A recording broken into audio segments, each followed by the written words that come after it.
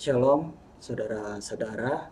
Jumpa lagi kita di live streaming Zoom pada pertemuan kali ini.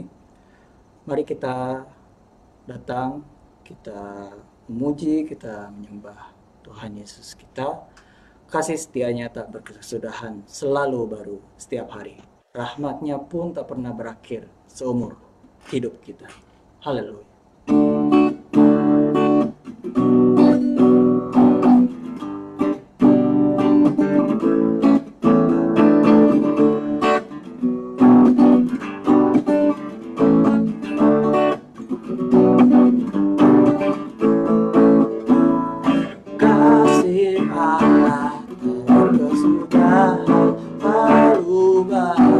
Setiap pagi rahmatnya pun tak pernah berakhir seumur hidupku. Kasih Allah tak berkesudahan, selalu baru setiap hari.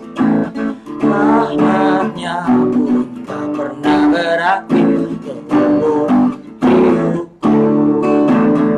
Sukacitaku kan menari, dengan sorak-sorai memuji, ku naikkan pujian, haleluya, nyanyi bagi Dia Sang Raja, nyanyi bagi Dia Sang Raja. Kita angkat pujian ini dari awal. Kasih Allah tak berkesudahan, selalu baru setiap pagi. Rahmatnya pun tak pernah berakhir seumur hidupku. Kasih Allah, kasih Allah tak berkesudahan, selalu baru setiap pagi. Rahmatnya pun tak pernah berakhir seumur hidupku. Dengan sukacitaku kan menari, dengan sorak-sorai memuji, menaikkan pujian, haleluya, nyanyi bagi Dia Sang Raja, nyanyi bagi Dia Sang Raja. Dengan sukacita kan menari, dengan sorak-sorai memuji, menaikkan pujian, haleluya, nyanyi bagi Dia Sang Raja, nyanyi bagi Dia Sang Raja. Selamanya, haleluya. Kasih Allah tak berkesudahan dalam hidupku, selalu baru setiap hari. Rahmat-Mu Tuhan tak pernah berakhir dalam hidupku. Haleluya, kami menyembah dengan penuh sukacita. Oh Yesus, haleluya. Dengan sukacitaku kan menari, dengan sorak-sorai memuji, amin. Ku naikkan pujian, haleluya, nyanyi bagi Dia Sang Raja. Dengan sukacitaku kan menari, dengan sorak-sorai memuji, ku naikkan pujian, haleluya, nyanyi bagi Dia Sang Raja, nyanyi bagi Dia Sang Raja. Selamanya,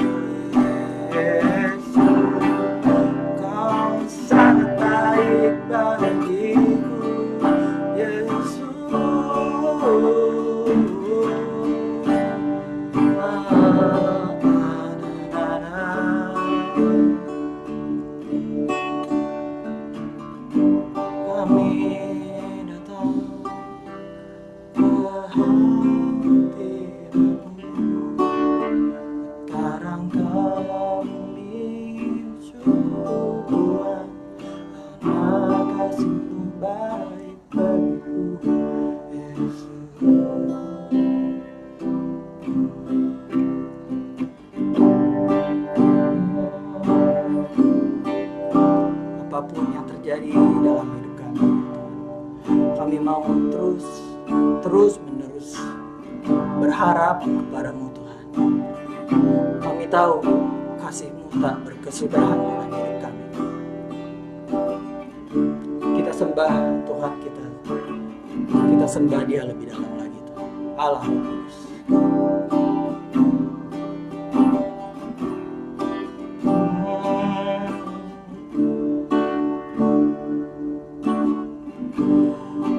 Allah Roh Kudus,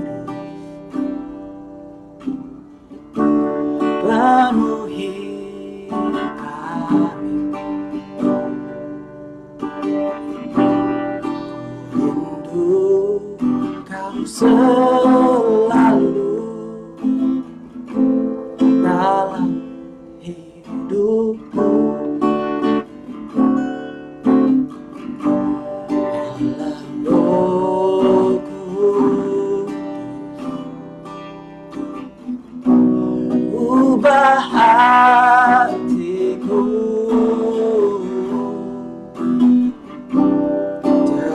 jelikanku, jamalah ku rindu hadiratmu.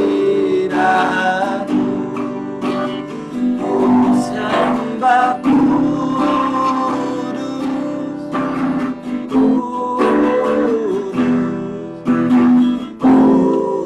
Kuduslah Tuhan, dan ku sembah Kau mulia, mulia bagimu Tuhan.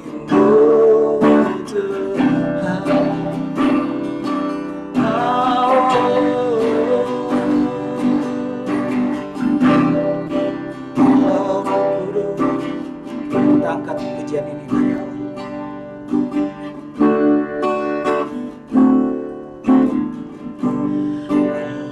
Allah Roh Kudus, penuhi kami. Ku rindu Kau selalu dalam hidupku. Allah Roh Kudus, Allah Roh Kudus, ubah hatiku, jelikanku, jamalah ku rindu hadiratmu.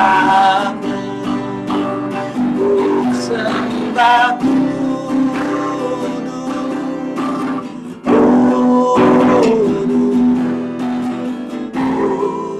Kuduslah Tuhan, dan ku sanjung Kau mulia, mulia bagimu Tuhan. Ku sembah Kuduslah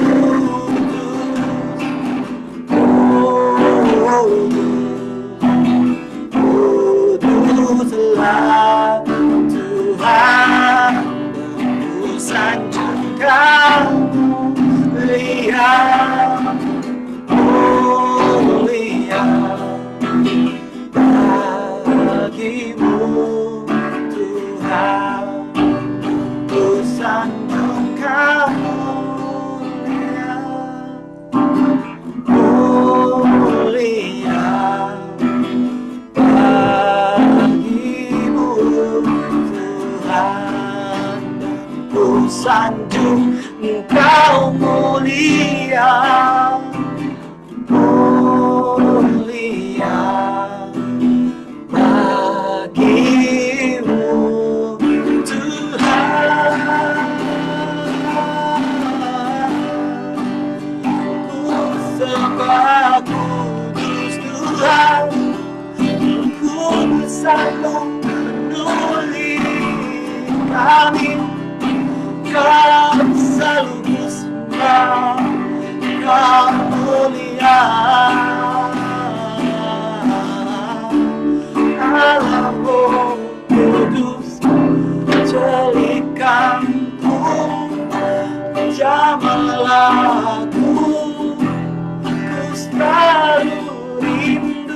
hadiratmu.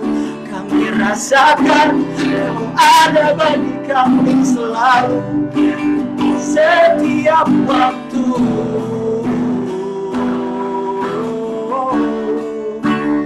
Ku sembah kudus,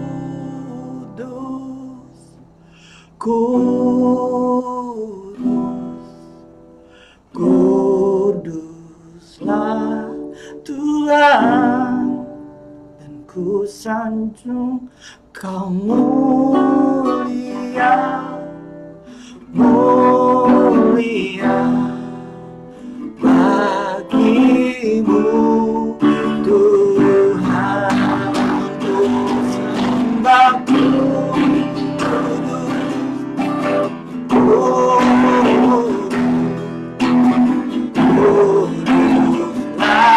Tuhan, dan ku sanjung Kau mulia, mulia bagimu Tuhan. Hadiratmu Tuhan, ku rasakan kekudusan-Mu Bapa, penuhiku, ku rindu selalu diam dalam bait-Mu, menikmati kasih anugerah-Mu.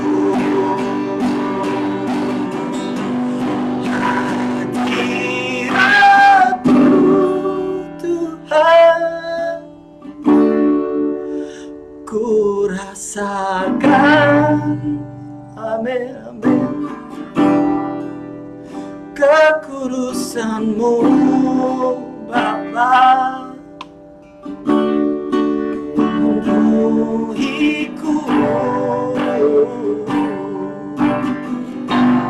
ku rindu selalu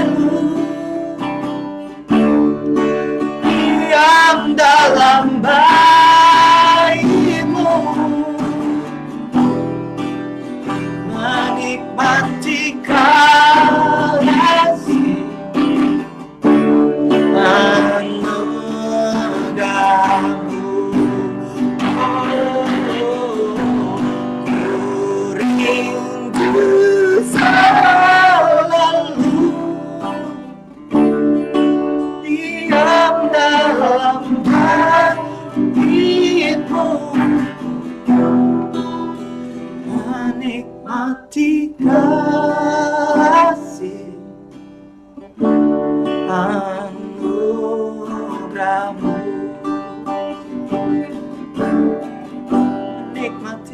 menikmati kasih anugerah-Mu, menikmati kasih anugerah-Mu.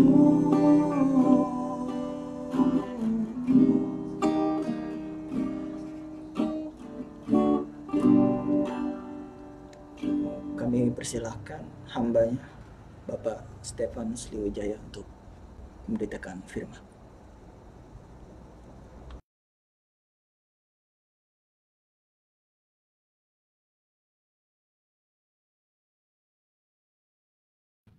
Belum di-unmute, Pak.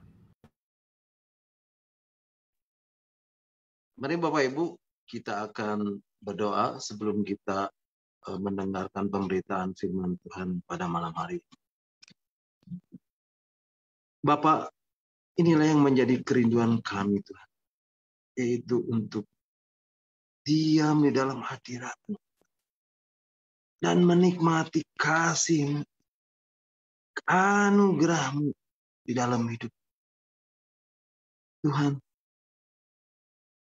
kami mau Tuhan untuk menyembah-Mu, Tuhan. Karena Engkau Allah yang layak untuk disembah. Allah yang layak untuk dipuji. Allah yang layak untuk disanjung dan dimuliakan. Dan segala puji, hormat, kuasa, kemuliaan kami naikkan hanya bagi Engkau, Bapa yang bertata di dalam kerajaan surga. Tuhan Yesus yang menjadi juru selamat dan penebusku yang hidup, yang ada di tahta kemuliaan Bapa.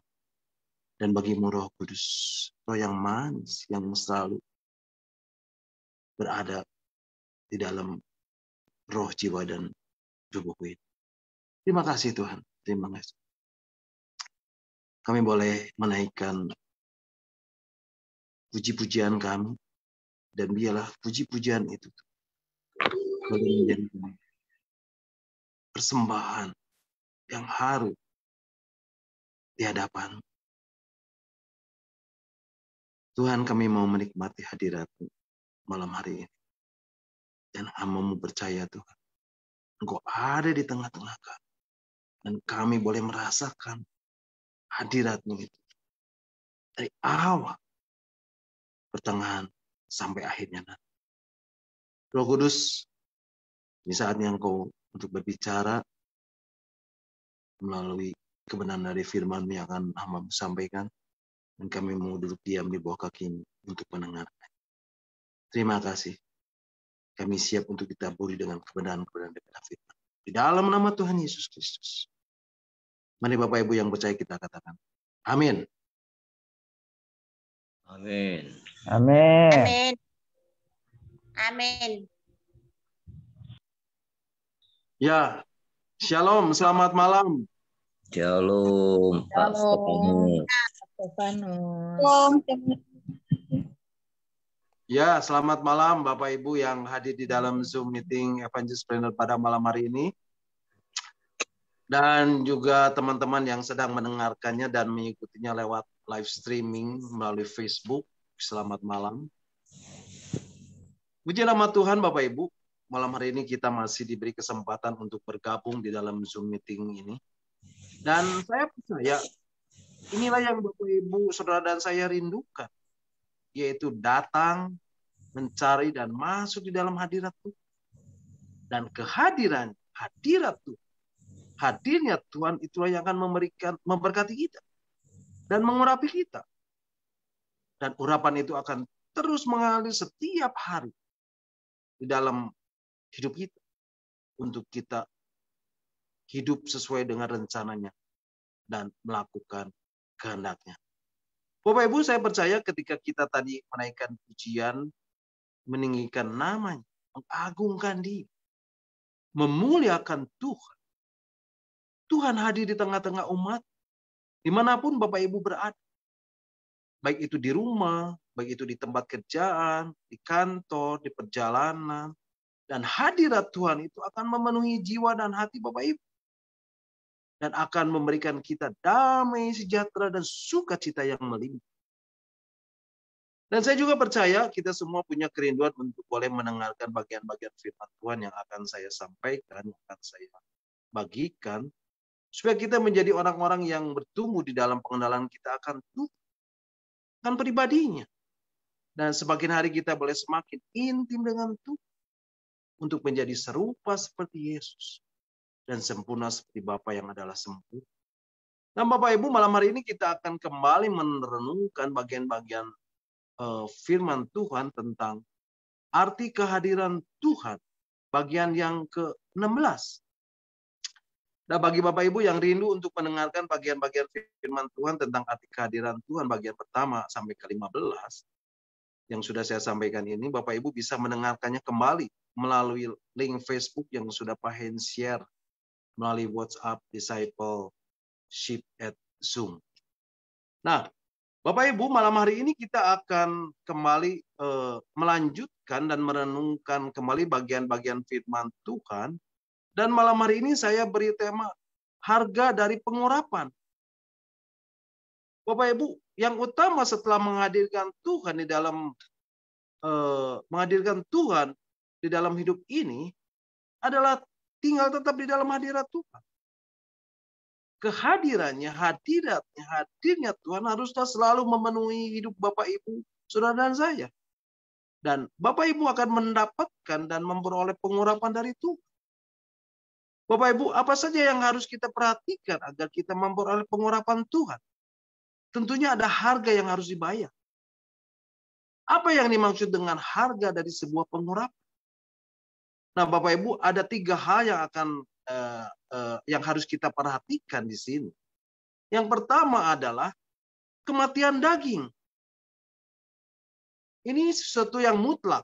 Dan sebagai orang Kristen, sebagai anak-anak Tuhan, sebagai orang-orang percaya, sebagai murid-murid Kristus yang sudah menjadi ciptaan yang baru, seperti yang ada tertulis dalam surat 2 Korintus pasal 5 ayat 17.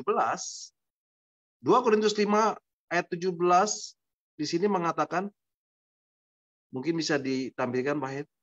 2 Korintus 5 ayat 17 mengatakan, jadi siapa yang ada di dalam Kristus, ia adalah ciptaan yang baru. Yang lama sudah berlalu. Sesungguhnya yang baru sudah datang. Nah, Bapak Ibu, sebelum kita menjadi ciptaan baru, hidup kita ini penuh dengan dosa. Dan ini adalah kodrat dari manusia yang disebut dengan sinful nature.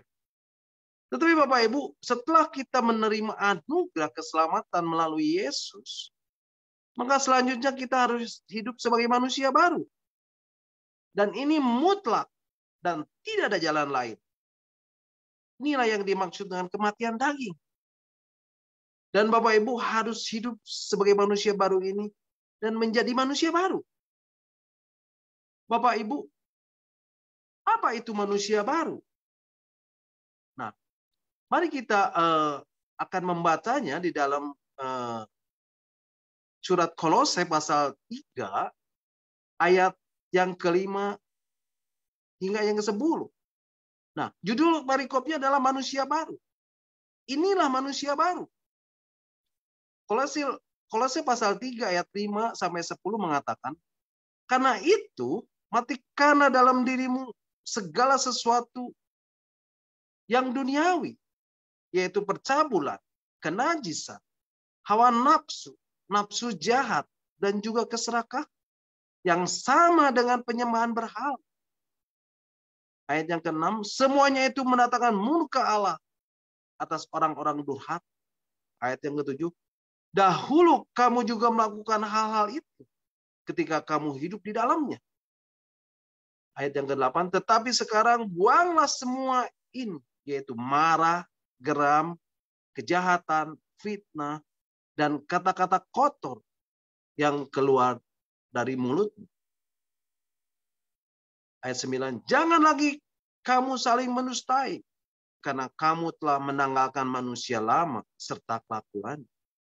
Ayat 10, dan telah mengenakan manusia baru yang terus-menerus diperbaharui untuk memperoleh pengetahuan yang benar menurut gambar kali.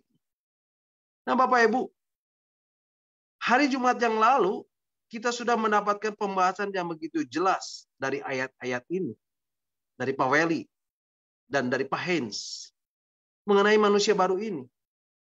Dan saya hanya mau mengulang dan mengingatkannya saja bahwa ini mutlak dan kita, Bapak Ibu, Saudara dan saya harus hidup dan menjadi ciptaan yang baru dan kemudian menjadi manusia yang baru ini. Bapak Ibu, kata matikanlah di ayat yang 5 dan buanglah di ayat yang ke-8, di situ berbeda. Dan itu diurut dengan benar. Di bagian pertama, yaitu ayat yang ke-5 sampai yang ke-7 dikatakan, Matikanlah dalam dirimu segala sesuatu yang duniawi, yaitu percabulan, kenajisan, hawa nafsu, nafsu jahat, dan juga keserakahan yang sama dengan penyembahan berhala. Bapak Ibu, semua ini adalah berhubungan dengan murka Allah. Di sini dikatakan di ayat yang ke-6, semua itu mendatangkan murka Allah. Kenapa Allah murka, Bapak Ibu? Karena ada Allah lain. Dan itu dikatakan semua itu sama dengan penyembahan berhala. Dan ini di hadapan Allah, ini adalah kematian. Itu adalah hal-hal yang tidak berkenan kepada Allah. Kemudian dikatakan di ayat yang ke-7, dahulu kamu juga melakukan hal itu ketika ketika kamu hidup di dalamnya. Bapak Ibu, ayat yang ke-7 ini adalah suatu situasi, kondisi, keadaan, natur, dan kodrat dari manusia yang tidak memiliki keselamatan. Yang di dalamnya ada kegelapan dan selalu hidup dalam yang dikatakan sinful nature. Dan ini semua haruslah kita matikan. Dan ini menjadi mutlak dan tidak ada jalan lain lagi di dalam hidup ini untuk menjadi ciptaan yang baru. Bapak Ibu, orang yang belum memiliki ciptaan baru, dia belum mengalami dan tidak memiliki keadaan pengudusan dan tidak menjadikannya kudus. Kemudian di bagian yang kedua adalah ini berbicara tentang buanglah. Dan di sini berbicara tentang satu proses, satu progresivitas, suatu perubahan ke arah yang lebih baik. Lebih baik. Lebih baik. Dan semakin hari semakin baik. Dan akhirnya menjadi serupa dengan Yesus dan sempurna seperti Bapa yang adalah sempurna. Bapak Ibu bisa perhatikan di bagian kedua ini. Ini berbicara tentang buanglah. Nah Bapak Ibu, kalau kita perhatikan, ini berbicara tentang manusia baru yang terus dibaharui. Jadi manusianya sudah baru, tetapi kemudian terus dibaharui. Dan Allah yang akan membuat kita menjadi kudus. Jadi kekudusan ini juga progresif. Dan kita, Bapak Ibu, Saudara dan saya, akan semakin hari semakin dikuduskan. Dan akhirnya kita akan menuju pada satu kemuliaan. Jadi Bapak Ibu, kemuliaan itu adalah pengudusan yang sempurna. Artinya apa Bapak Ibu? Artinya ada progresivitas. Dan progresnya adalah kita yang telah menjadi ciptaan yang baru dan menjadi manusia yang baru. Bapak Ibu di ayat yang ke-8 sampai ke-10 ini di sini berbicara mengenai setelah menjadi ciptaan yang baru, yaitu menjadi manusia baru. Nah, ini sebenarnya adalah bagian-bagian dari manusia baru. Tetapi manusia baru kita ini harus terus dan terus menerus lagi dan lagi diperbaharui dan tidak boleh pernah berhenti. Di dalam hal apa itu? Bapak Ibu? Dalam hal menanggalkan manusia lama dan kelakuan. Bapak Ibu, setelah kita menjadi manusia baru, maka selanjutnya kita akan menjadi manusia Allah dan memiliki apa yang namanya divine nature atau kodrat ilahi. Dan semuanya ini sudah dibahas oleh Pak dengan panjang dan lebar. Dan itu membuat kita semakin hari semakin serupa dengan Yesus dan sempurna seperti Bapa yang sempurna. Bapak Ibu, kematian daging inilah yang akan membuat kita mendapatkan pengurapan. Terus dan terus. Diurapi lagi, dan lagi. Kemudian yang kedua, Bapak Ibu, penyerahan hak. Nah, Bapak Ibu, apa itu penyerahan hak? Penyerahan hak itu artinya bukan untuk dilayani, tetapi untuk melayani. Dan bicara tentang penyerahan hak ini, selalu berhubungan dan berkaitan dengan kepemilikan. Jadi yang menjadi prinsipnya adalah kepemilikan. Dan sasarannya adalah penyerahan hak.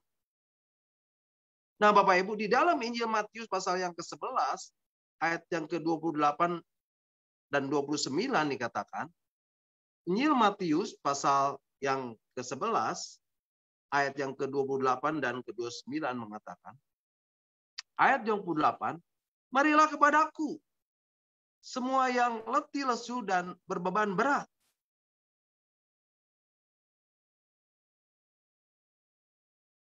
Aku akan memberikan kepadamu kelegaan. Ayat yang 29, pikulah kuk yang kupasang dan belajarlah padaku. Karena aku lemah lembut dan rendah hati, dan jiwamu akan mendapatkan ketenangan. Nah Bapak Ibu, saya hanya menggarisbawahi ayat yang ke-29. Di ayat yang ke-29 dikatakan, belajarlah padaku, karena aku lemah lembut dan rendah hati. Jadi Bapak Ibu, melalui ayat ini, kita harus bisa rendah hati.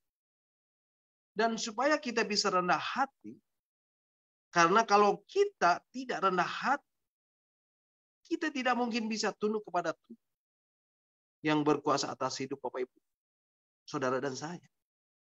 Lalu dikatakan karena aku lemah lembut.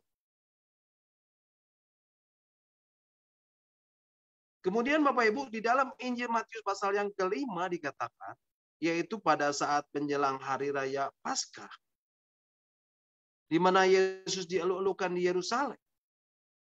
Dan ini dikatakan di dalam Injil Matius pasal 21 ayat yang ke-5.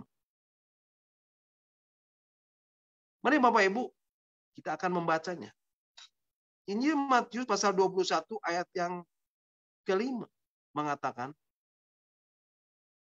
katakanlah kepada putri Sion, lihat, rajamu datang kepadamu. Ia lemah lembut dan mengendarai seekor keledai. Seekor keledai beban yang mudah. Nah, Bapak Ibu di sini dikatakan Yesus adalah seorang raja yang lemah lembut dan mengendarai seekor keledai. Dan ini tidak seperti biasanya. Raja-raja lain yang mengendarai kuda, pilihan yang gagah. Tapi Bapak Ibu, Alkitab mencatat nanti pada saat dia datang kembali, dan dia akan mengendarai seekor kuda dan dengan tongkat dan gada di tangannya. Bapak Ibu, malam hari ini kita akan belajar dari Yesus yang adalah raja yang lemah lembut. Apa yang dimaksud dengan lemah lembut? Atau siapa yang dimaksud dengan orang yang lemah lembut? Orang yang lemah lembut adalah orang yang tidak mempertahankan haknya. Bapak Ibu tahu nggak? Kenapa ada orang yang suka marah? Suka kecewa? Suka pahit di dalam hidupnya? Itu artinya Bapak Ibu punya hak atas orang lain dan orang lain itu tidak taat sama Bapak Ibu. Sehingga timbullah marah, kecewa, kepahitan. Jadi sebenarnya yang harus kita tahu adalah bahwa semua kekecewaan Bapak Ibu, semua kemarahan Bapak Ibu, semua kepahitan Bapak Ibu, dan akar dari semua itu hanya satu. Karena mempertahankan hak Bapak Ibu. Bapak Ibu, di dalam Injil Matius pasal yang ke-10 ayat ke-39, Bapak Ibu bisa belajar dari Yesus mengenai gaya hidup yang tidak memperhatikan hak. Mari Bapak Ibu, kita akan membacanya. Injil Matius pasal yang ke-10 ayat yang ke-39 mengatakan, barang siapa mempertahankan nyawanya, ia akan kehilangan nyawanya. Dan barang siapa kehilangan nyawanya karena aku, ia akan memperolehnya. Bapak Ibu, ini prinsip. Dikatakan, barang siapa mempertahankan, maka ia akan kehilangan. Dan barang siapa tidak mempertahankannya, akan mendapatkan. Karena semakin dipertahankan, dia semakin kehilangan. Ingat Bapak Ibu, prinsipnya adalah prinsip kepemilikan. Dan kadang-kadang di dalam hidup ini, semua yang kita miliki adalah kepunyaan kita. Tapi Bapak Ibu, malam hari ini ketika Bapak Ibu mendengarkan dan kalau kita pertahankan ini semua, justru akan kehilangan. Tapi Yesus mengajarkan bahwa barang siapa tidak mempertahankan, justru ia mendapatkannya. Yesus itu raja di atas segala raja. Tetapi dia tidak mempertahankan apa yang dia miliki. Tetapi kadang-kadang kita manusia melebihi Yesus. Mempertahankan apa yang kita miliki. Nah Bapak Ibu, di dalam surat Filipi pasal yang kedua ayat yang ke-6 dan ke-7 dikatakan, surat Filipi pasal 2 ayat ke-6 dan ke-7 mengatakan, ayat yang ke-6, yang walaupun dalam rupa Allah tidak menganggap kesetaraannya dengan Allah itu sebagai milik yang harus dipertahankan. Melainkan telah mengosongkan dirinya sendiri dan mengambil rupa seorang hamba. Dan menjadi sama dengan manusia. Bapak Ibu, di sini dikatakan Yesus mengosongkan dirinya. Dan dia tinggalkan semua atribut kealahannya. Dan mengambil rupa menjadi seorang hamba. Yesus tidak mempertahankan semuanya ini.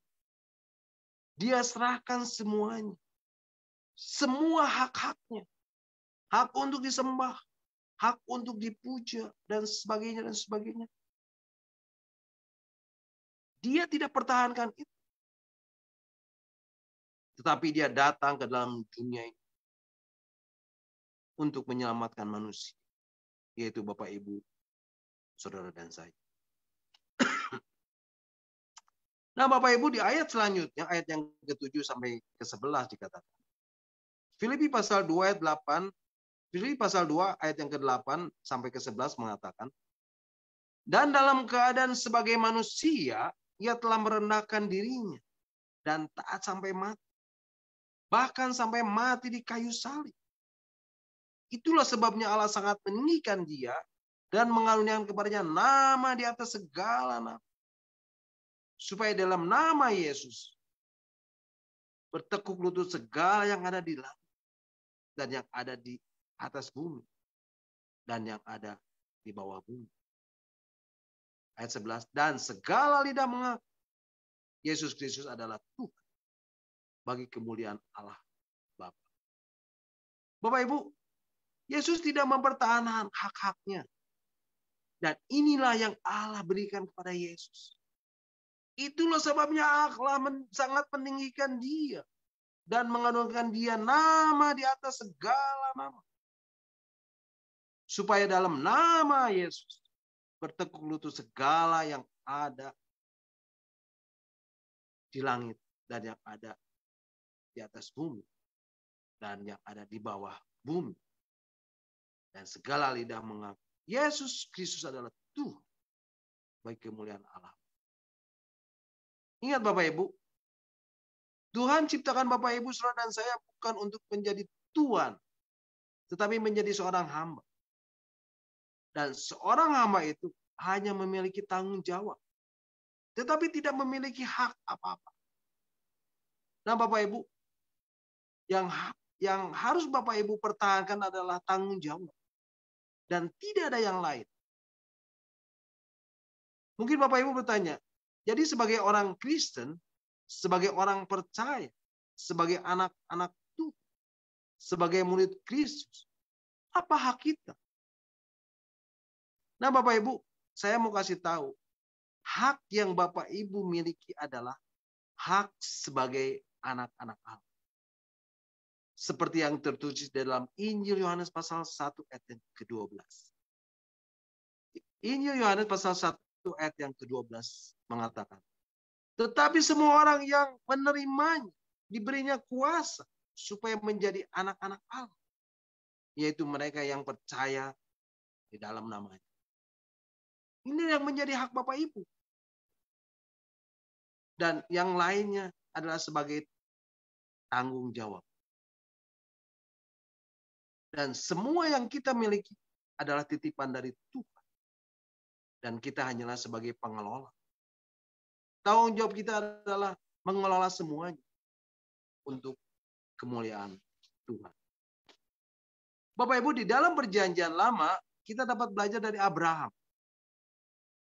Bapak Ibu tahu nggak? Di Alkitab ada sebutan buat nama Tuhan.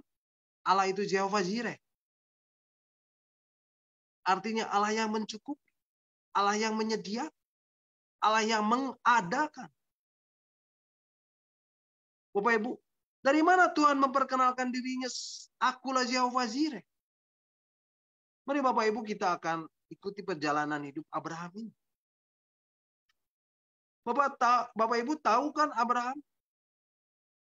Apa janji Tuhan pada Abraham? Tuhan janji pada Abraham untuk memberi seorang anak.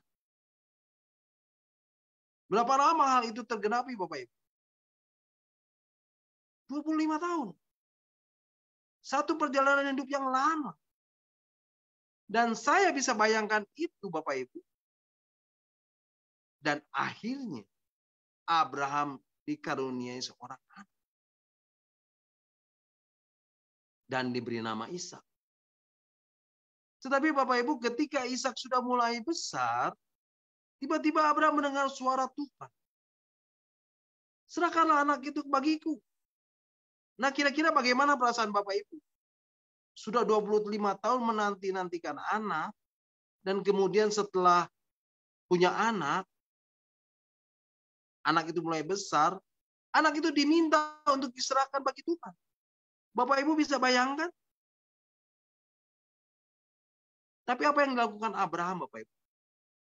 Abraham menuruti apa yang Tuhan katakan. Dan Abraham pergi untuk menyerahkan Ishak anak di sebuah gunung yang akan ditujukan Tuhan. Abraham tidak mempertahankan haknya sebagai orang tua atau ayah dari Ishak. Dikatakan lalu pergilah Abraham, Ishak, dan seorang mujam. Bapak Ibu, tahu apa yang terjadi di tengah-tengah perjalanan mereka? Tiba-tiba Ishak bertanya, Bapak, di sini sudah ada api dan kayu, tetapi di manakah anak domba untuk korban bakaran itu? Bapak Ibu bisa bayangkan pertanyaan ini? Bagaimana kira-kira perasaan Abraham? Sedih bukan? Dan sahut Abraham, Allah yang akan menyediakan anak. Allah yang menyediakan anak domba untuk korban bakaran baginya anak.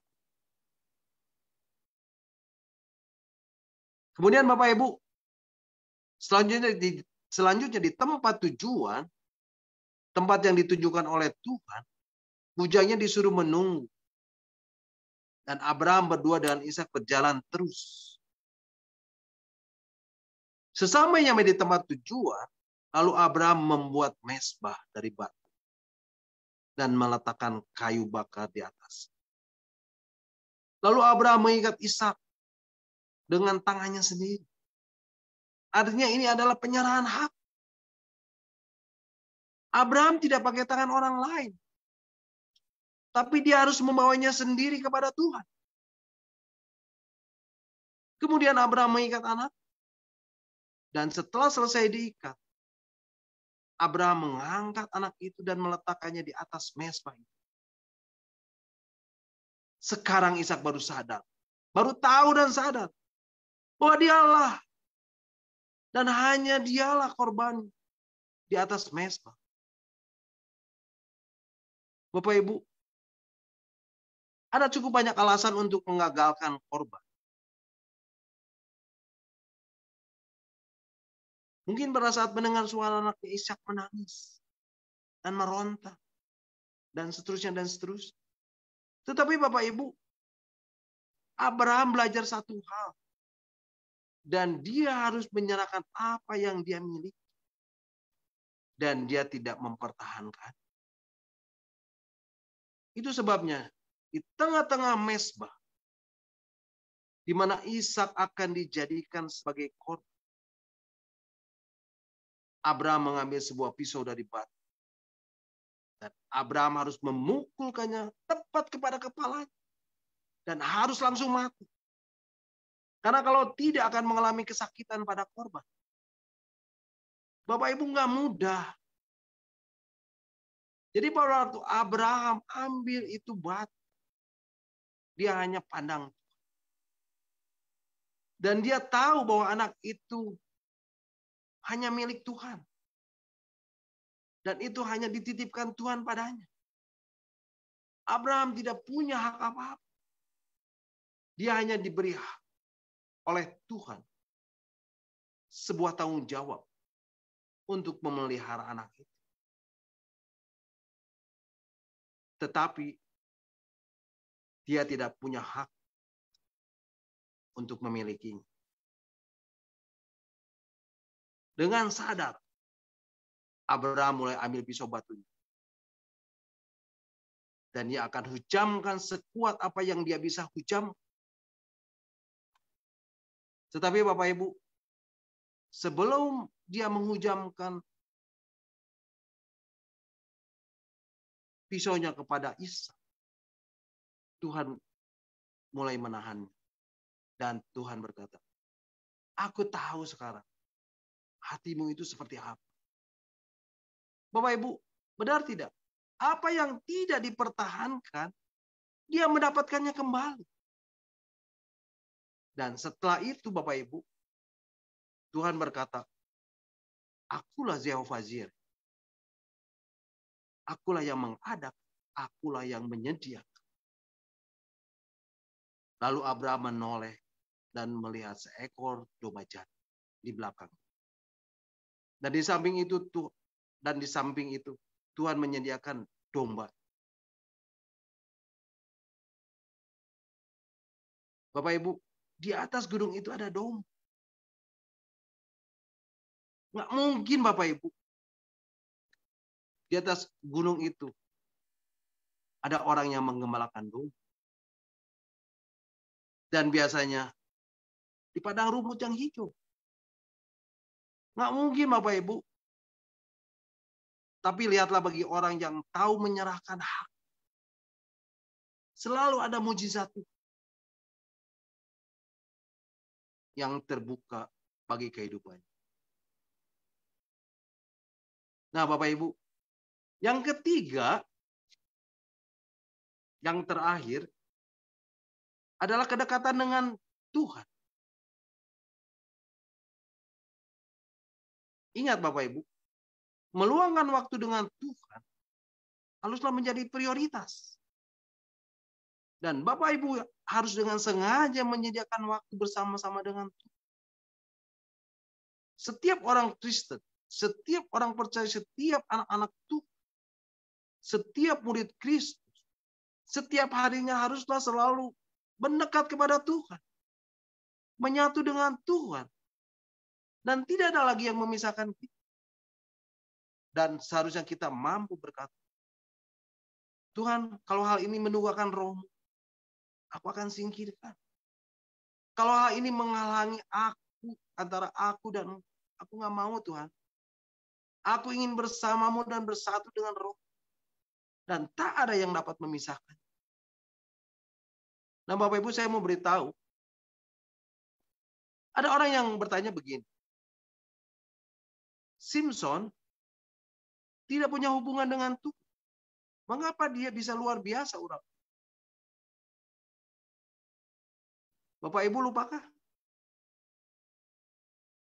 Ingat Bapak Ibu.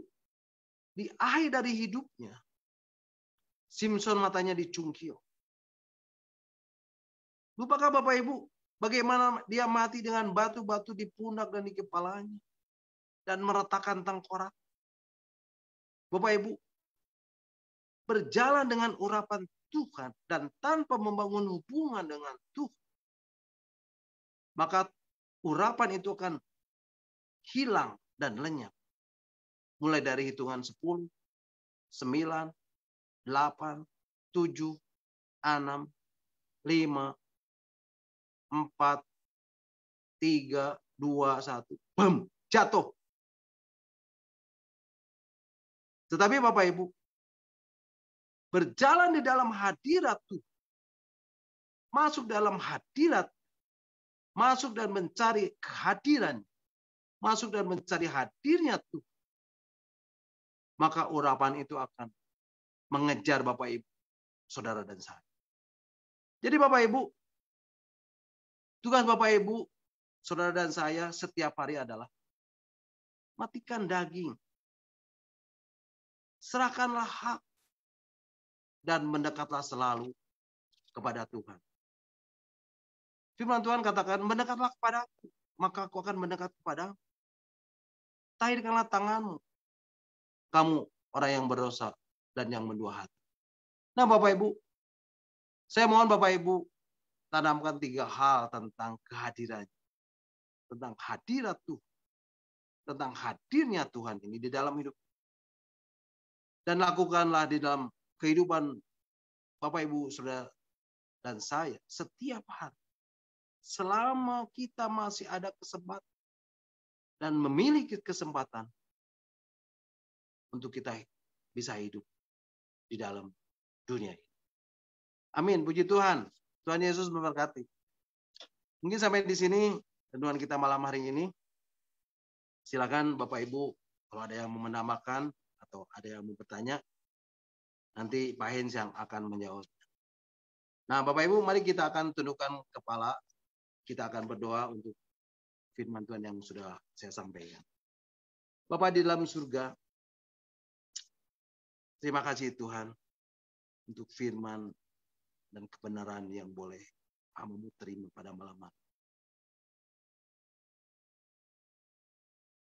Kami anak-anak-Mu rindu untuk selalu tinggal di dalam hadirat-Mu dan memperoleh pengurapan dari hari ke hari, diurapi lagi, lagi dan lagi. Tuhan, terima kasih Tuhan untuk apa yang sudah boleh Kau sampaikan. Ketika kami mau memperoleh urapan, ada harga yang harus kami bayar.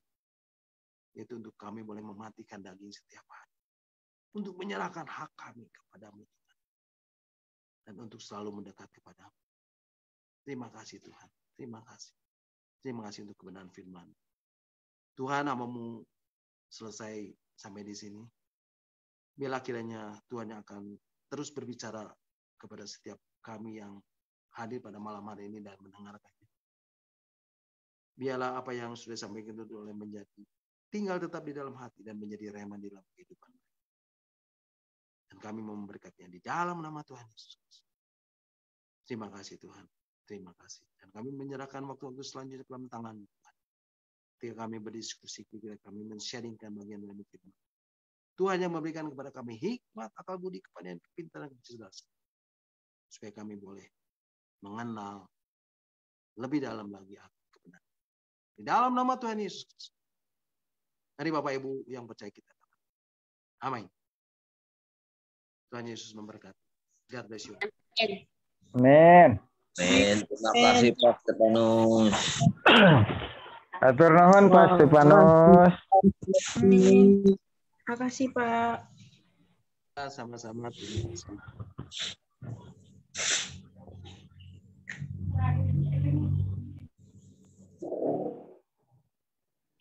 Masih silakan teman-teman yang mungkin mau bertanya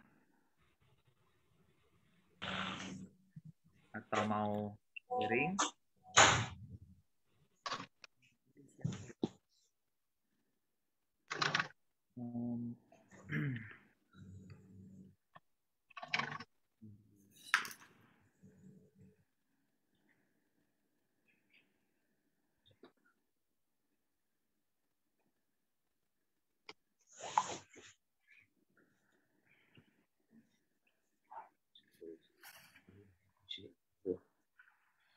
Boleh silakan Bapak Ibu yang mau menambahkan. Yurita. Silakan.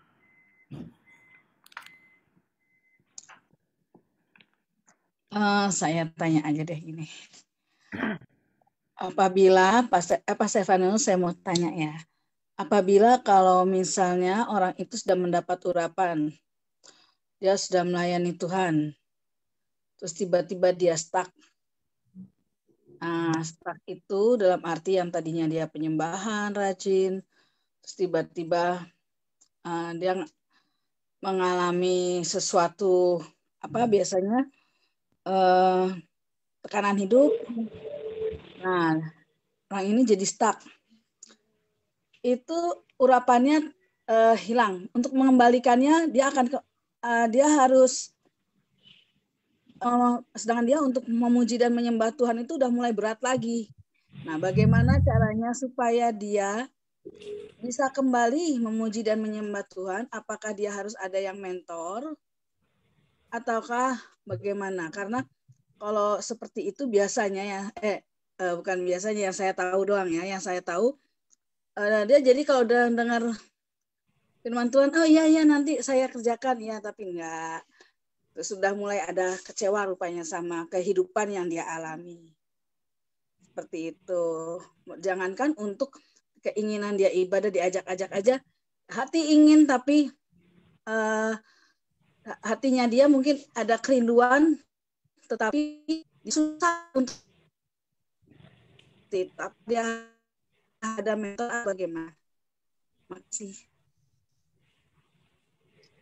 Ya, baik. Pertanyaannya menarik sekali. Ada orang yang setelah diurapi, kemudian dia mengalami stuck, dan tentunya urapan itu lama-kelamaan akan hilang. Seperti tadi dikatakan bahwa karena urapan itu bisa hilang dan juga bisa meningkat. Ketika kita tidak mempunyai hubungan dengan Tuhan, maka urapan itu akan semakin hari akan semakin pudar dan padam. Tetapi ketika kita mempunyai hubungan dengan Tuhan, maka urapan itu akan meningkat di dalam kehidupan. Dan kita akan diurapi dan diurapi dan diurapi. Nah, kasusnya adalah ketika dia setelah mengalami stuck, istilahnya ya down lah, dan kemudian dia tidak memiliki urapan lagi. Bagaimana cara membangkitkannya? Nah, apakah itu perlu mentor? Ya, mentor itu memang diperlukan. Ketika dia mungkin dulu mempunyai bapak rohani, dia bisa datang ke bapak rohani dan menjelaskan semuanya. Dan bapak rohani mungkin bisa memberikan semangat kepada dia untuk dia kembali datang kepada Tuhan. Tetapi yang paling utama itu adalah di dalam diri kita sendiri.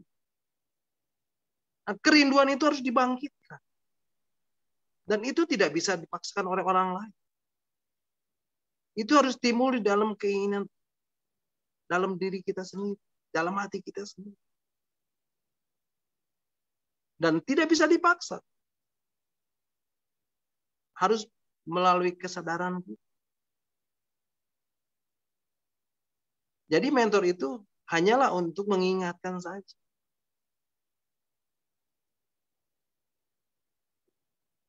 Tetapi semuanya kembali lagi kepada diri kita sendiri. Nah, pasti ada masalahnya. Kenapa? Jadi susah untuk menyembah kepada Tuhan.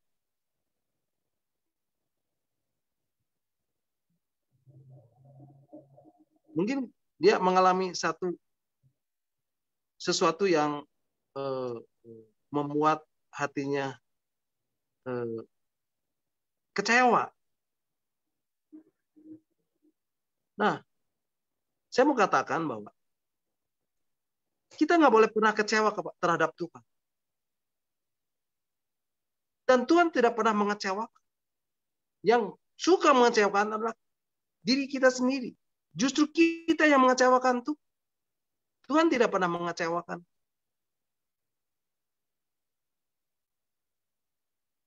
Jadi semuanya balik lagi kepada kita.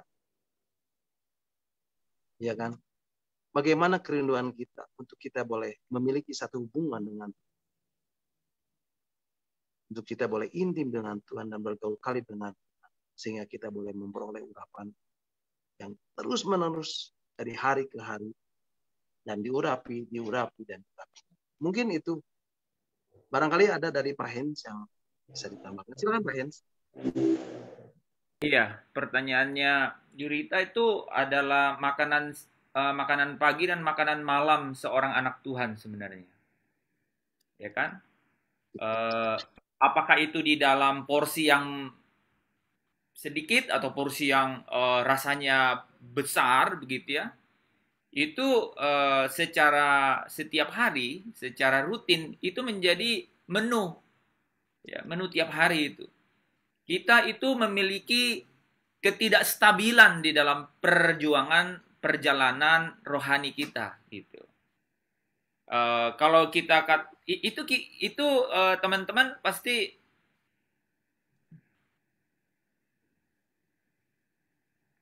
kedengaran suara saya ya? Kedengaran, Pak? Bagus, Dengar, bagus. Pak. Oke, Elmilia itunya mungkin. Ya, oke. Sinyalnya. Oke. Jadi sekali lagi saya ulang ya.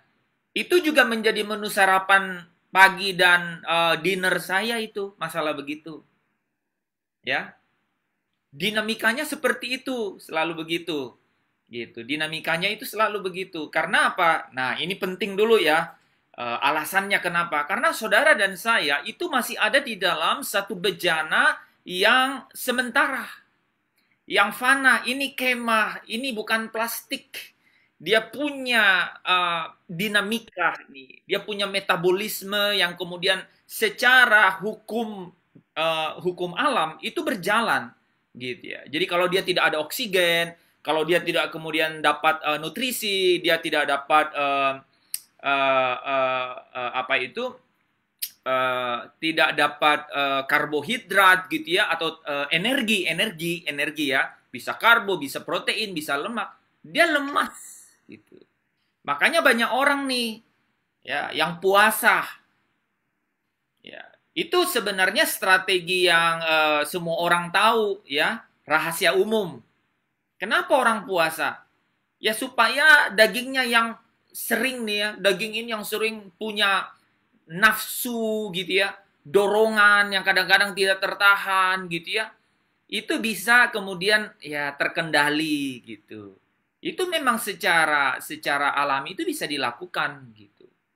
Nah, tetapi itu contoh yang sangat sederhana dan kemudian hal yang mungkin sering dilakukan orang, tetapi belum sampai pada tujuan, belum.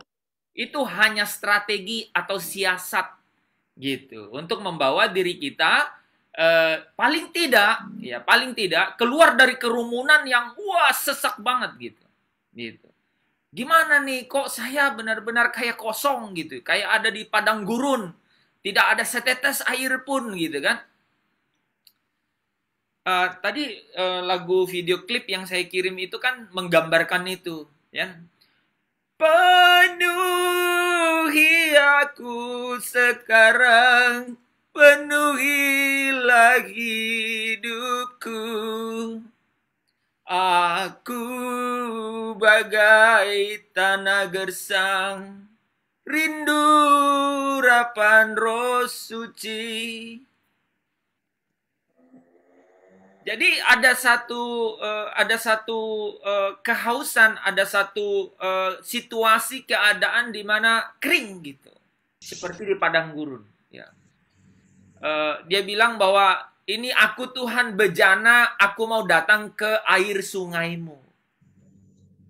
Begitu rindunya itu datang ke situ. Nah, jadi saudara yang dikasihi Tuhan, tadi kan pertanyaannya pertama kenapa gitu kan? Kenapa begitu? Karena seorang pribadi ini yaitu hatinya itu sedang dibelenggu atau didominasi oleh keadaan tubuhnya, gitu. Oleh keinginan-keinginan tubuhnya, oleh keinginan-keinginan yang untuk menyenangkan kedagingannya. Dia sedang dikuasai oleh itu. Jadi rohnya apakah hilang? Enggak. 1 Yohanes 2 ayat 20 katakan, dan pengurapan itu tetap ada padamu. Tidak pernah hilang tuh pengurapan, yaitu dari yang kudus. Luar biasa ya.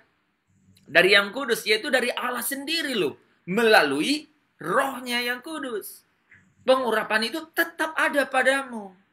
Gitu. Tetapi saudara yang dikasihi Tuhan, waktu kita merasa seperti ada di padang gurun, hati lagi nggak mood gitu ya. Jangan ngomong yang puji-pujian dulu ya. Hati ini aja gelisah. Makanya Yesus bilang kepada murid-muridnya, jangan gelisah hatimu. Dalam bahasa Inggris itu, do not get your heart in trouble. Jangan biarkan hatimu ada di dalam masalah. Atau didominasi, ditekan, ditindih oleh masalah. Jangan biarkan. Get out. Keluar dari situ. Gitu. Nah mungkin pertanyaannya sekarang, bagaimana keluar? Loncat, lompat, lari. Gitu ya. Ya, bagaimana caranya? Jawabannya satu, tidak bisa dengan kekuatan sendiri. Nggak bisa. Jadi bagaimana caranya? Woi, inilah caranya. Bahwa hanya kebenaran itu, hanya kebenaran itu yang memungkinkan kita loncat, lari dari keadaan seperti itu. Kebenaran seperti apa sih? Nah, pada saat, makanya penting sekali, kalau kebenaran itu nggak ada di dalam sini nih, apa yang menjadi kekuatan untuk keluar dari situasi itu? Dari situasi yang tadi, aduh hati kok, aduh. Apa namanya Yurita? Kalau hatinya, menurut Yurita apa? Keadaan hatinya. Kalau saya kan menggambarkannya sedang seperti di padang gurun gersang, tidak punya semangat.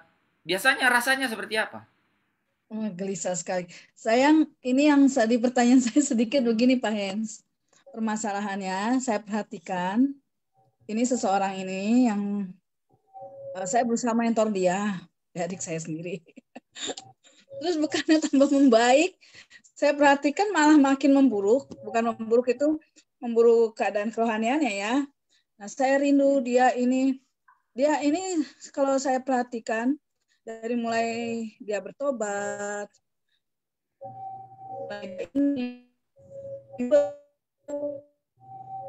baru udah seneng deh sama keluarganya. Masalah terus menekan dia, sampai akhirnya benar-benar nggak berdaya. Bukannya tambah dia mencari Tuhan, atau dia ini malah kok saya yang jadi ada batin kita jadi lihatnya jadi sedih. Jadinya kayak ini anak kasihan banget. Itu. Ini anak nggak ada yang mentor. Kalau kita yang mentor, mungkin karena terlalu dekat sama dia, jadi ya dianggap, aduh, iya udah dikerjakan. Oh udah, jadi kayaknya kita yang urapan sudah hilang.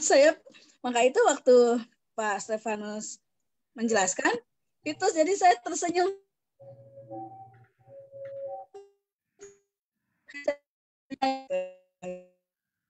Oke. Sudah saya doakan. Tapi bagaimana itu supaya kembali dia punya semangat gitu? Maksud saya semangat untuk apa, dia perlu mentor atau dia perlu ayah rohani, tapi kan dia nggak terlalu banyak bergaul yang dengan yang rohani gitu.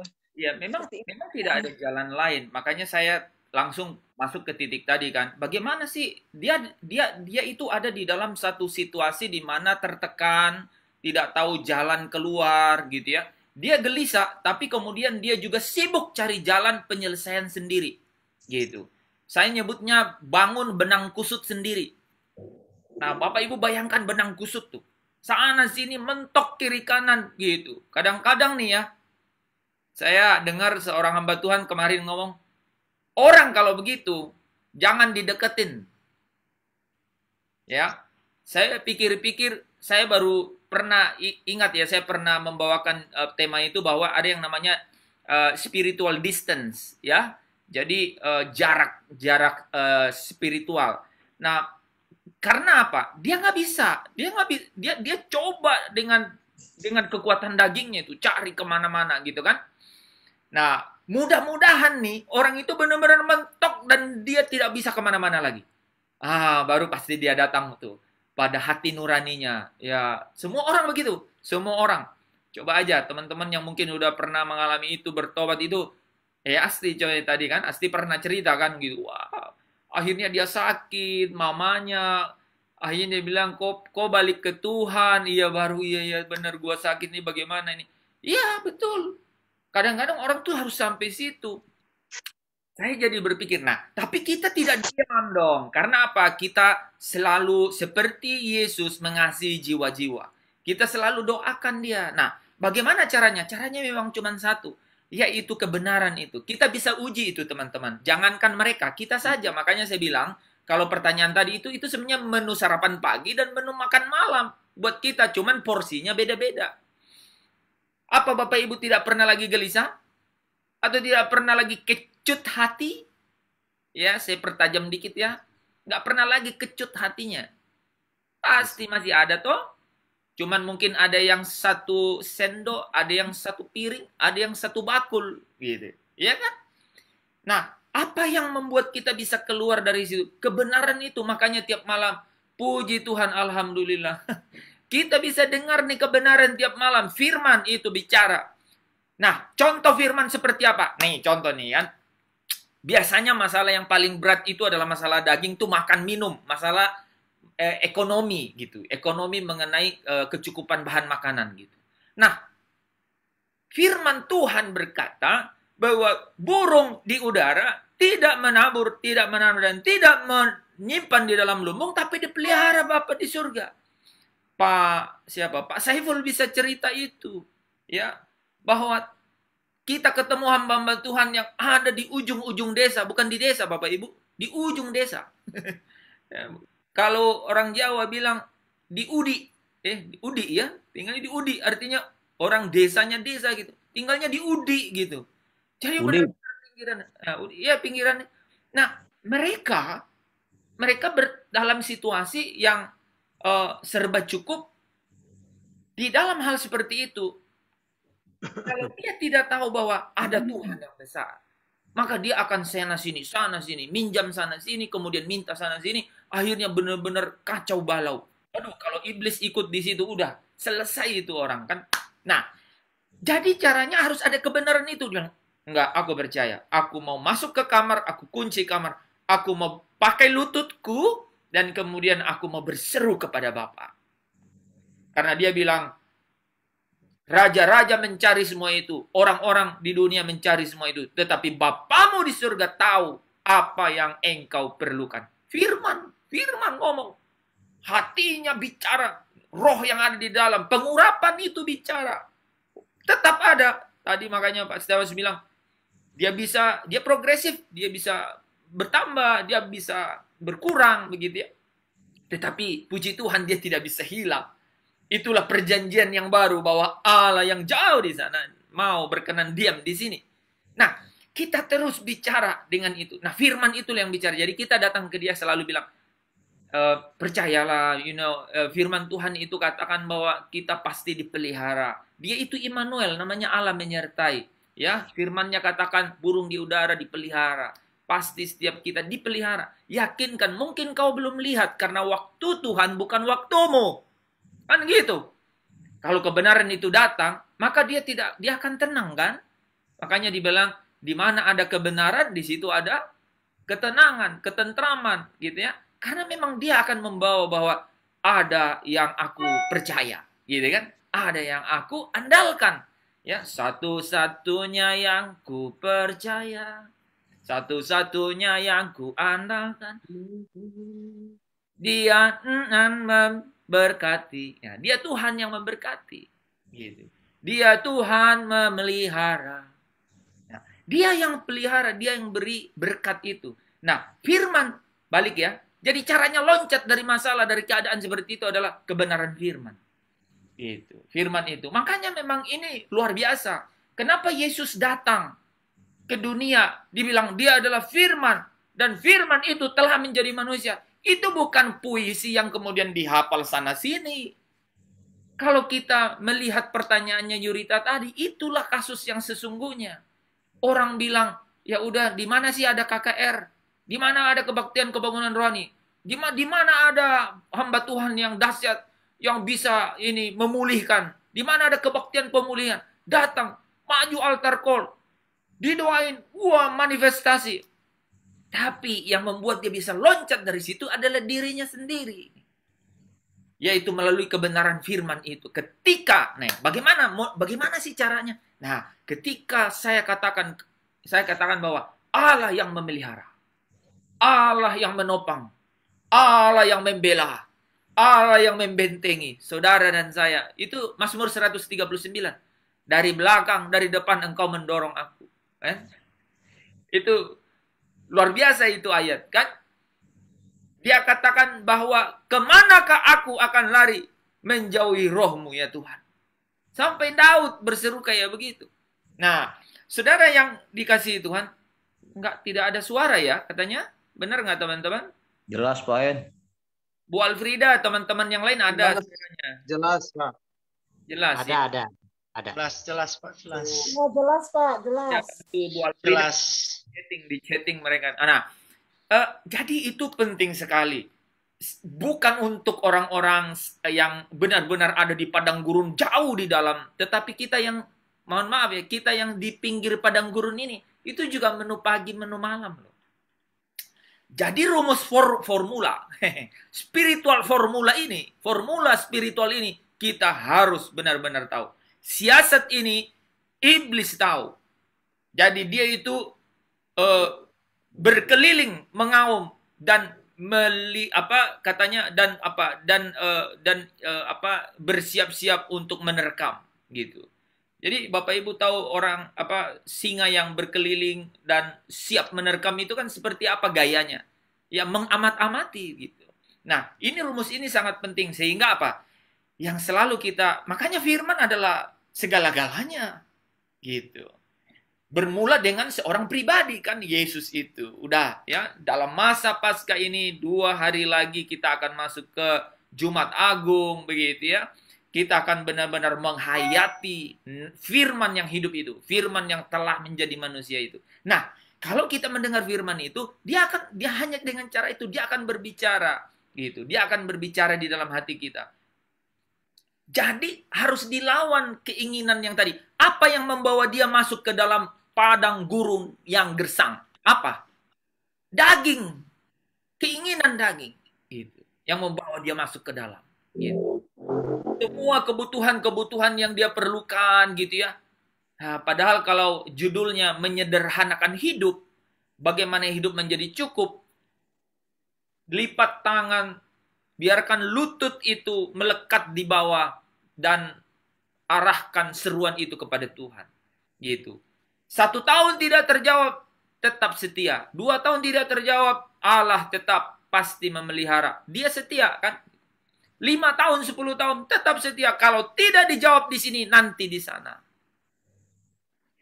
Tapi saya percaya, saya sudah melihat. Saya juga menghayati dan mengalaminya paling tidak sebagian kecil gitu ya. Bagaimana cara orang menang dari satu pergumulan kepada pergumulan yang lain.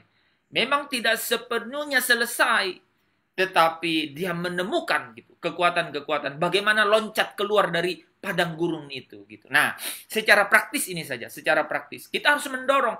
Makanya di rumah tiap pagi firman Tuhan, memuji Tuhan, menyembah Tuhan, tiap malam ada orang telepon saya, bagaimana ya anak saya begini, saya bilang, aduh, jawabnya memang susah sekali kalau udah anak begini suka musik-musik, apalah musik sekarang gitu ya, apa sih namanya, house musik namanya aja house musik. Jadi musik yang gak karuan gitu ya, kemudian pergaulan, repot, sangat repot. Hanya satu caranya, bawa pulang ke rumah, ya, bawa pulang ke rumah Allah, bawa pulang ke Betel, kata Asti, bawa pulang ke Betel, di Betel rumah Allah. Dia akan dengar firman. Nah, untuk orang-orang yang kita kasih, yang di luar sana, kita selalu ingatin tiap pagi kan, tiap pagi kita kasih kirim firman, ambil kesempatan telepon, kasih firman, firman itu akan berbicara dalam waktunya Tuhan, gitu. Kita nggak bisa dengan cara lain karena memang begitulah keadaannya, gitu. Kita hanya bisa mendorong dia untuk masuk ke situ, gitu. Nah, Bapak Ibu tahu kan tadi Pak Stefanus sudah cerita, ketika kita sudah terhisap di dalam itu, firman yang bicara.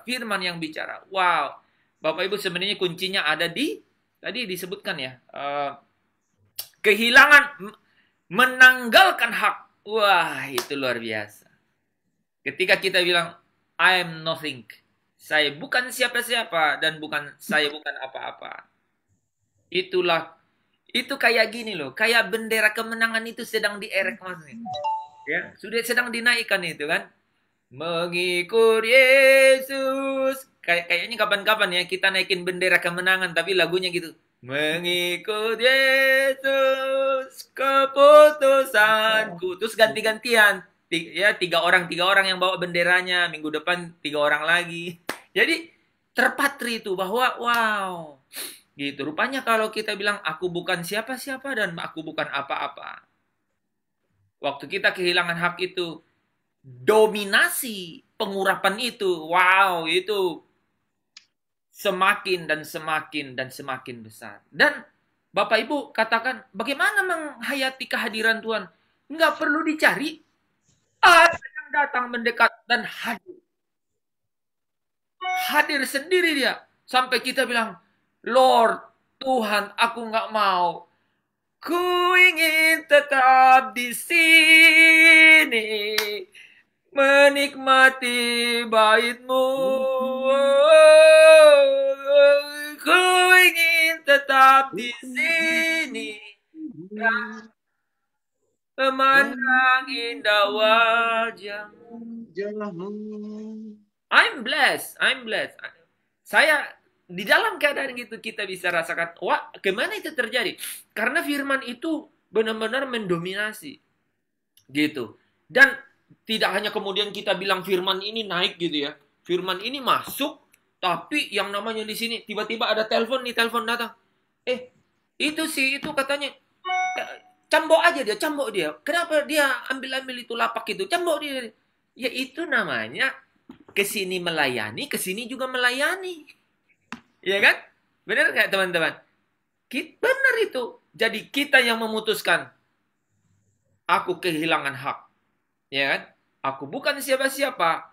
Aku bukan apa-apa. Ya. Bagiku hidup adalah Kristus sekarang. Gitu. Nah, ya. Nah, itu kira-kira teman-teman refleksi dari saya sih yang mengenai pertanyaan Yurita bahwa itu menu pagi, sore, malam untuk setiap kita. Selama kita masih ada di sini. Tetapi yang berbeda adalah untuk orang-orang yang masih benar-benar di padang gurun itu merupakan perkara besar. Harus diperkarakan karena kalau tidak mereka benar-benar kehilangan yang namanya hari depan yang penuh pengharapan itu. Nah, bagi kita itu adalah perjuangan untuk apa? Untuk terus-menerus menjadi serupa dengan Kristus. Dalam apa? Kemuliaannya yang semakin besar. Karena semakin kita dalam dan dalam lagi. Bu Nur. Jatuh cinta padanya. Tambah dan dalam lagi. Yesus indah dan semakin indah. Oh, cintanya antara Allah dan aku. Ku jatuh cinta padanya. Tambah dan dalam lagi. Lupa kalau kemarin ada cicilan mobil yang belum dibayar. Lupa. Sampai debt kolektornya juga lupa. 2 bulan baru datang. Terjadi. Apa surga nggak bisa berbuat? Bisa. Jangan pernah ragukan. Gitu. Tapi syarat pertama, pengurapan itu ada di tengah-tengah kita. Amin.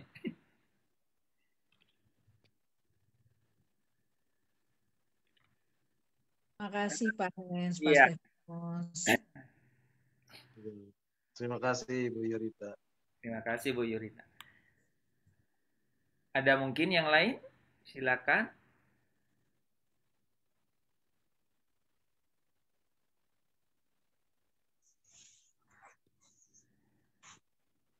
Sanata sudah sehat. Puji Tuhan. Bu Nur, udah di rumah Bu Nur, salam. Shalom, Pak. Udah di rumah ya? Saya lagi di rumahnya Bu Deborah. Oh. Ya, saya ngantar seragam nih Pak tadi. Maaf baru diantar ini. Ya Pak, terima kasih untuk seragamnya. Seragam ungu. Shalom. Shalom. Sudah diterima ya Pak? Ya, sudah diterima. Terima kasih. Ya. Iya Pak. Oke, jadi mungkin ada satu kalau teman-teman masih mau dengar gitu ya. Jadi kenapa namanya disciple? Disciple itu artinya murid. Tapi arti yang lain dari disciple adalah disiplin. Disiplin. Jadi kita harus memasang strategi untuk diri kita sendiri gitu. Untuk kita sendiri, yaitu apa? Keinginan-keinginan daging kita tadi itu kita harus pasang. Contohnya apa? Ciptakanlah kebiasaan yang tidak dikontrol oleh kita sendiri gitu. Tetapi oleh apa? Oleh satu keadaan yang kita kondisikan gitu. Misalnya kita ngomong sama seluruh keluarga, setiap jam 7 pagi, jam 6 pagi, jam 5 pagi kita bangun doa, bangun mesbah Tuhan. Jadi paling tidak kalau ada 3-2 orang yang mengetahui itu 5 orang, maka dia akan mengingatkan kalau 4 ini benar-benar sudah di padang gurung yang gersang. Paling enggak satu datang bilang, bangun gitu kan. Siapa tahu dialah yang benar-benar pengurapannya. Bangun gitu kan. Akhirnya itu ciptakan disiplin itu. Nah, termasuk Zoom ini teman-teman. Ini kan mungkin ada di antara kita yang sebenarnya udah lelah lah kan, udah capek mungkin gitu ya. Ada pasti ya, kan namanya manusia biasa. Tapi karena dibuat tiap malam gitu kan, nggak enak juga kan kalau misalnya si ini hadir, saya nggak hadir. Udah ada kayak begitu. Jadi kita ciptakan kan, gitu. Itu sebenarnya mensiasati kehidupan jasmaniah kita ini.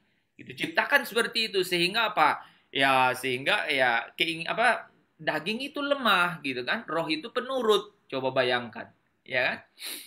Gitu. Jadi kalau dagingnya itu kita bisa kontrol, maka roh itu otomatis dia akan memanifestasikan kehadirannya. Gitu. Itu kan exercise yang kita sudah lakukan di dalam hidup kita. Nah, kita tahu itu bagaimana caranya dan kita harus melangkah dan meraih itu gitu. Disiplin, disciple, ya, disciple. Jadi kita harus selalu disiplin. Jadi murid itu harus disiplin gitu.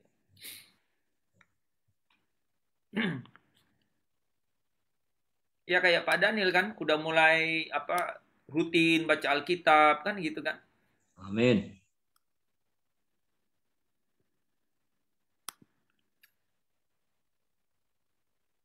Ya, shalom. Sedikit saya menambah tentang tadi disinggung sedikit tentang Abrahamnya. Nah, mengenai Abraham menyerahkan anaknya Ishak itu yang mau digorok lehernya ya, dipersembahkan. Nah, setelah tahu alasannya itu, ya Abraham kan disebut bapak orang segala percaya, bapak segala orang percaya ya. Nah, ternyata di Ibrani itu dikatakan di Ibrani 11 ayat 19, judulnya Ibrani 11 itu kan saksi-saksi iman. Nah, di ayat 19 itu dikatakan dari ayat 17 ya. Karena iman maka Abraham tak kala ia dicobai mempersembahkan Ishak, ia yang telah menerima janji itu rela mempersembahkan anaknya yang tunggal walaupun kepadanya telah dikatakan keturunan yang berasal dari Ishaklah yang akan disebut keturunanmu. Nah, ini 19-nya yang menarik karena Abraham berpikir bahwa Allah berkuasa membangkitkan orang-orang sekalipun dari antara orang mati. Dan dari sana ia seakan-akan telah menerimanya kembali. Dari sana Abraham seakan-akan telah menerimanya kembali. Jadi Abraham ini karena dia, ya itulah sebabnya dijuluki Bapak segala orang percaya ya. Jadi dia mau persembahkan Ishak itu karena Abraham berpikir bahwa Allah berkuasa membangkitkan orang-orang sekalipun dari antara orang mati. Jadi benar-benar setelah tahu ayat ini, ya Yesus berkatakan berbahagialah orang yang percaya, yang tidak melihat namun percaya. Nah, iman itu seperti iman Abraham juga ternyata. Tadi kalau Pak Stefanus bilang melepaskan hak ya Pak ya. Iya Pak. Itu ternyata salah satu ciri orang beriman yaitu melepaskan hak. Nah, salah satu ciri orang murid melepaskan hak. Jadi itu cuma tambahan dari saya. Jadi salah satu alasan Abraham dia berani, dia mau kayak binatang, mempersembahkan binatang padahal itu anaknya sendiri. Karena Abraham berpikir bahwa dia cuma berpikir bahwa Allah berkuasa membangkitkan orang-orang sekalipun dari antara orang mati. Kayak gitu. Jadi kayak Pak Ujang lah kemarin ya, katanya mamanya sakit terus ditinggal pergi pelayanan. Jadi iman seperti itu kayak iman Abraham menurut saya ya. Dia percaya mamanya disembuhin Tuhan gitu. Jadi dia mengutamakan pekerjaan Tuhan gitu. Nah, terkadang orang bilang, bagaimana aku kasih terhadap keluarga, saudara? Sementara, nah inilah iman gitu kan, memperkarakan di hadapan Tuhan gitu kan, mengerjakan bagiannya, dan dia percaya Tuhan mengerjakan bagiannya itu menyembuhkan orang tuanya. Jadi itu aja Pak Siful. Jadi di Ibrani 11 ayat 19 itu alasan Abraham. Nah tetapi terkait tadi bahwa dia orang beriman tuh ya melepaskan hak gitu kan.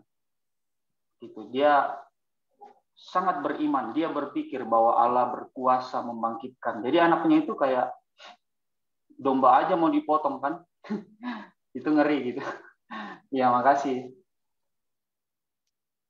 Ya, terima kasih Pak Refri. Ya.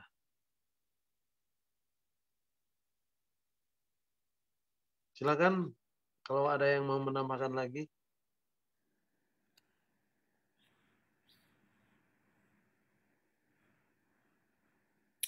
Tidak ada lagi. Sepertinya ini nih, kelabu nih hujan.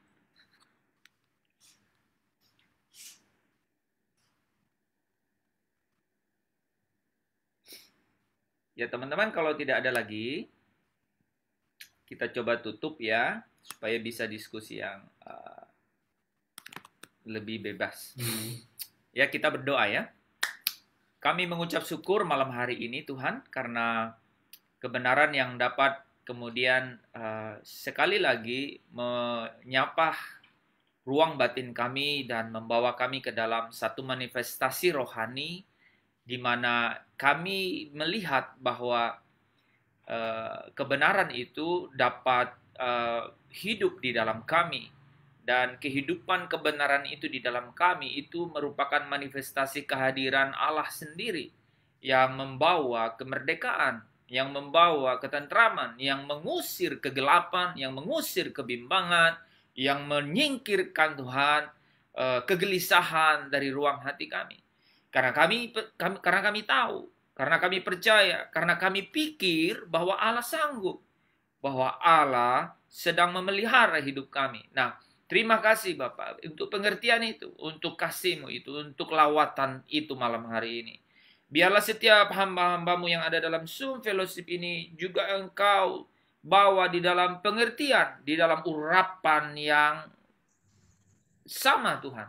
Bahkan yang ada di dalam menyaksikannya melalui live streaming. Kami percaya bahkan melalui rekaman, mereka dapat melihat, menangkap dan meraih Tuhan akan lawatan ini. Kami percaya di sinilah kunci ketika kami sungguh-sungguh melihat, meraih, yaitu kebenaran itu di dalam hidup kami, maka kami akan sungguh-sungguh merdeka.